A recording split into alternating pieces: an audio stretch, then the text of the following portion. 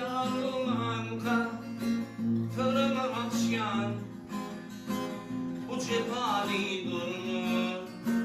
soğunur kaçın fin bağışlı duli tülürüm içi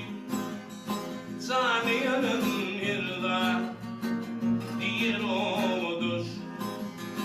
fin bağışlı duli tülürüm içi zaniyanın yırda değil odur fin keme karşı yollara bakyan Foradum din başka bakanı tapyan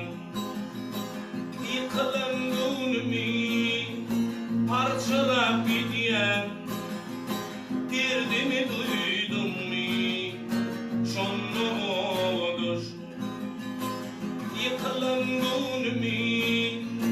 parçalap gidiyen derdimi duydum mu şonlu odur yalanlanan içi yalan köyürlür beş gün gibi altın çuğun doyurlur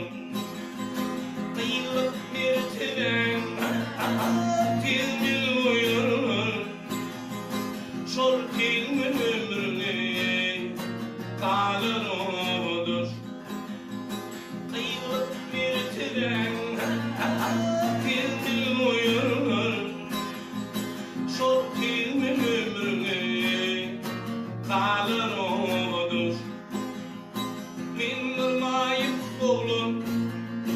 sormanlı dinle